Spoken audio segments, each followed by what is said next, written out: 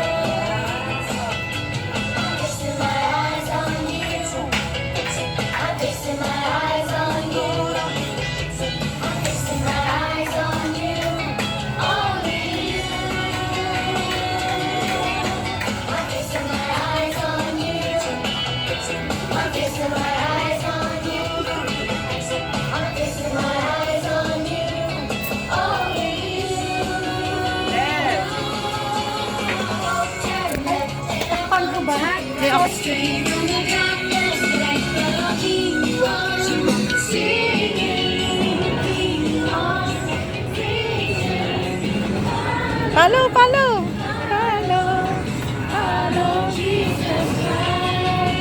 Yung mga bata tayo. Yan, mga special number ng mga magulang para sa kanilang mga anak. Yes. Yay!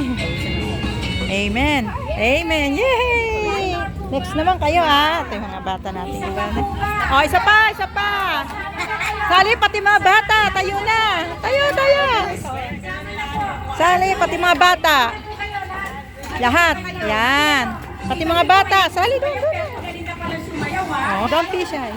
Let's sing and dance praise for the Lord. Amen. Ayan. Ayan. Okay, sige po. Say ninyo. Ano, salita na. Enjoy. Hindi, Magsasalita.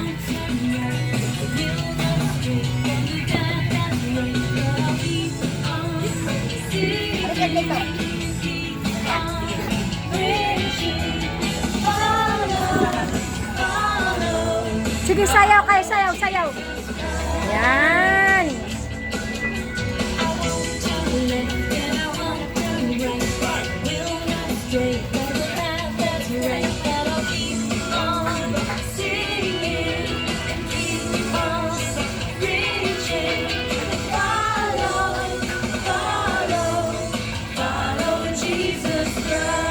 Yeah.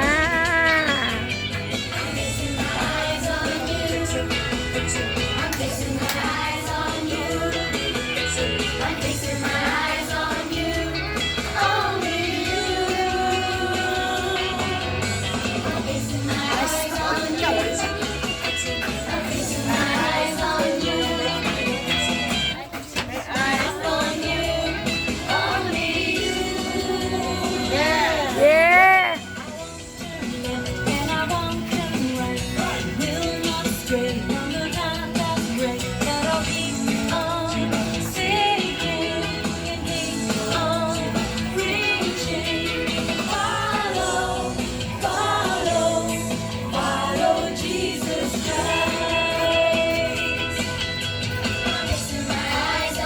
Woo!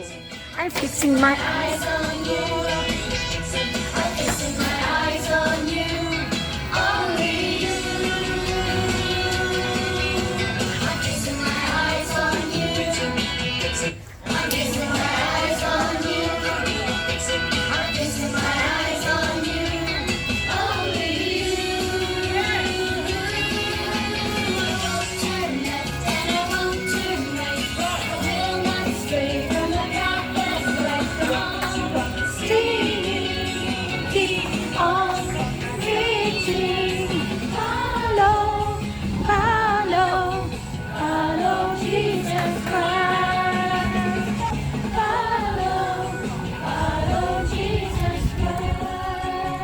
Amen.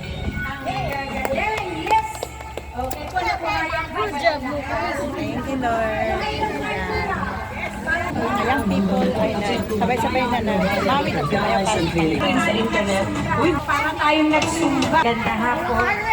So nakita po natin yan. Nakinig ka rito. Dito kaya na. Jacob! Kumakatsinelas. Dali. Tapos yun dali. So magandang...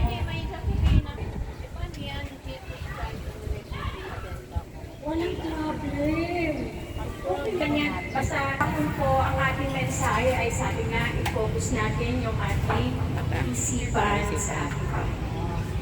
So ngayon naman po, ang ating pong gagawin ay i-focus naman po natin ang ating paningin na ating isipan sa mga bagay na hindi po natin nakikita. Hindi po multo ha. Makakaalan yung multo, matakot kayo ha. Ay, natawa naman ang mga bata. No? Pero sabi nga po, kung nandiyan po sa pangalawang Korinto, kung nandiyan po may mga Bibles po kayo dyan, pwede po bang pabasa Ate Marcet? Dalawang Korinto, 4:8. Atin ng ating Panginoon para tumingin sa mga bagay na hindi natin nakikita. Binigay ng pansin ni Pablo, no? Ano ba yung mga bagay na hindi natin nakikita, na hindi naman nakikita ng iba? Sapagkat ang mga hindi nakikita ng palataya ay ang mga bagay na panlangit. Hindi katulad na nakikita ng mga taong hindi pa nakakakilala sa ating Panginoon. Ang mga nakikita nila yung mga bagay-bagay na nakakapagbigay ng aliw sa kanilang mga mata.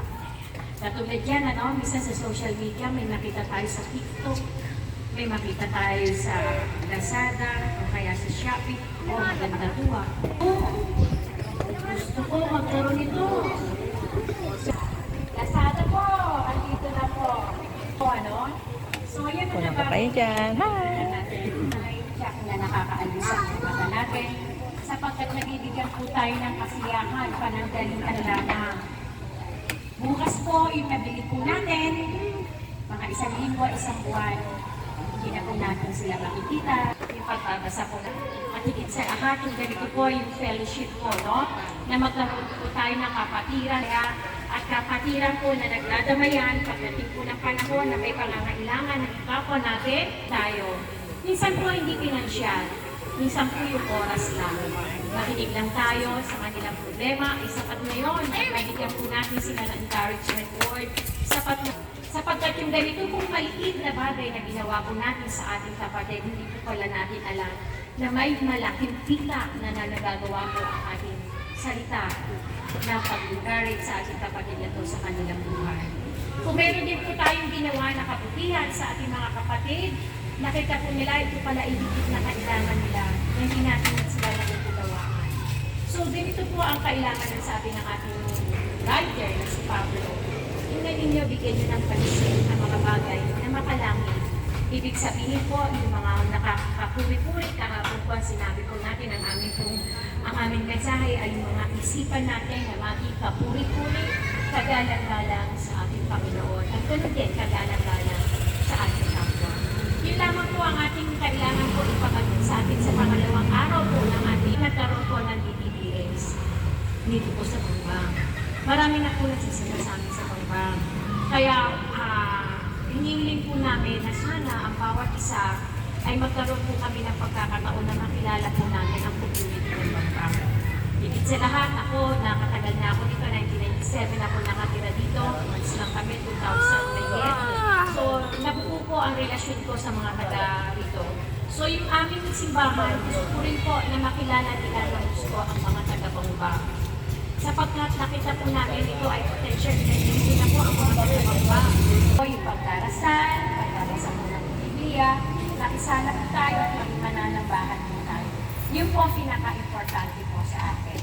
Salamat po sa inyong lahat at tayo po ay dadahil na rin po sa isang games, no? Sabi ko nga, ang games po natin ay hindi po pala. Yung mga senior, ang hirap magbilang. Oh. Nag-game sila pag senior. Mga senior na kasi. Ito na naman po. Ito, hindi ko na lang. Okay, ito. Abay, talagang gusto kang yumuko? Sige.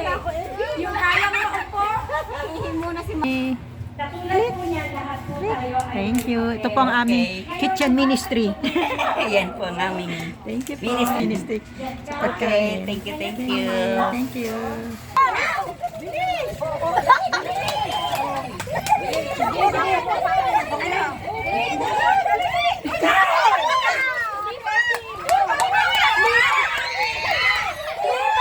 Nililipad, nililipad.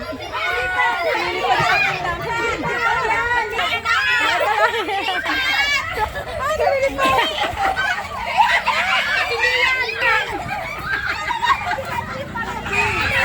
Nililipad, nililipad.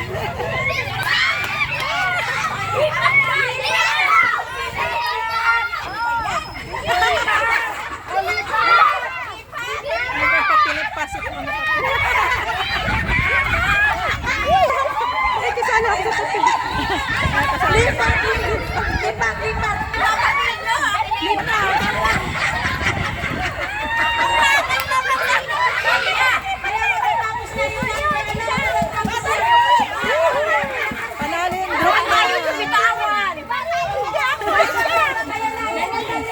Ang kitik ko ay nagtitinda.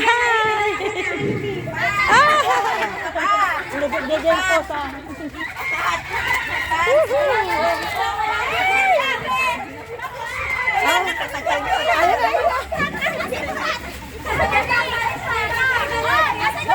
Inabot na sa tabing ilog. Hanggang tabing ilog na yan. Hanggang doon hanggang sa dulo na yan. Pati aso na bulahan. Ay, yung mga bata nanonood. Ayun po yung ilog nila.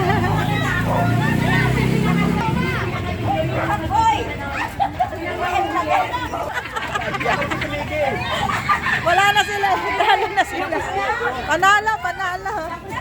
Wala, hindi pa rin natapos. Hanggang doon sa may ilog. Okay, so, nakita na natin na... Tapos na rin sa wakas. Inabot hanggang doon. Kulang na lang sa ilog pumunta eh. Buha yan. Uwi siya na ako.